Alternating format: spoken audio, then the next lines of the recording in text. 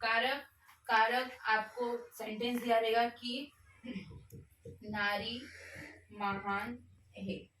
अब इसमें बोला गया कि कारक पहचान कर, प्रयुक्त कारक पहचान उसके भेद लिखिए। जैसे कि अभी नारी, ये आपकी क्या आ जाएगी, कर्ता कारक। अब आप बोलोगे ये आया कैसे? एक टेबल है कि आपको दिया रहता है कि कर्ता ने कर्म को करण से के द्वारा संपादन को के लिए अपादन से संबंध काकी के अधिकरण में पर संबोधन है। अरे, तो ये जो टेबल है वो टेबल के हिसाब से अभी नारी, ये आपकी क्या आ गई, कर्ता कारक। ये जो आपको कितना मार्क्स देगा, 1 मार्क्स देगा। फिर आपका आता है विराम चिन्ह। विराम चिन्ह आपको उसमें सेंटेंस दिया रहेगा, क्या दिया रहेगा कि मैंने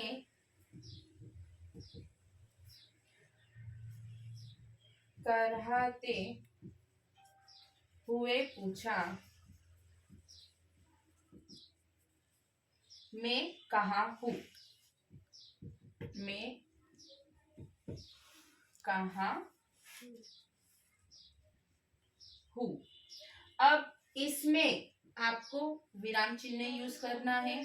अभी मैंने कहा कराहते हुए पूछा, ये आपका इधर क्या आएगा, कॉमा आएगा मतलब। और मैं कहाँ हूँ, मैसेज दे रहा है ना, और कभी भी मैसेज दे रहा हो तो डबल इन्वर्टेड में डाल के और इधर क्या लिख देने का, क्वेश्चन मार्क। मैं कहाँ हूँ, तो उसने क्या किया, क्वेश्चन पूछा है, इसलिए आपका इधर क्या आ जाएगा, क्वेश्चन मार्क करके डबल कॉलन में आ जाएगा। तो ये आपका क्या होगा, विराम चिन्ह हो गया।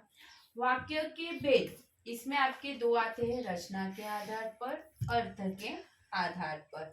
अभी अर्थ के आधार पर आप अपना, रचना के आधार पर आपके 3 भेद आते हैं। एक होता है सरल वाक्य, एक होता है मिश्र संयुक्त वाक्य, और एक होता है मिश्र वाक्य। अभी इसमें आपको क्या दिया रहता है वाक्य के भेद में, अभी देखो कि भारतीय चरित्र के पवित्र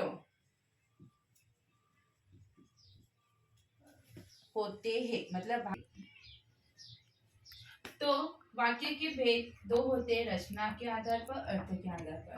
रचना के आधार पर सरल वाक्य, संयुक्त वाक्य, मिश्र वाक्य रहता है, वो आपको उसमें सिर्फ आपको भेद पहचानना रहता है। जैसे कि सिंपल सेंटेंस दिया रहेगा, भारतीय चरित्र के पवित्र होते, भारतीय चरित्र पवित्र होते हैं, तो ये आपका कैसा वाक्य हो गया, सरल वाक्य हो गया।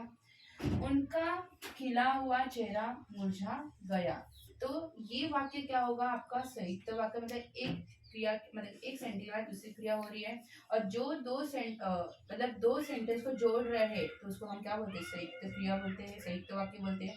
और मिश्र वाक्य किसे बोलते हैं, जब एक क्रिया दूसरी क्रिया पे क्या होती है, निर्भर होती है, उसको हम क्या बोलते हैं, मिश्र वाक्य बोला जाता है।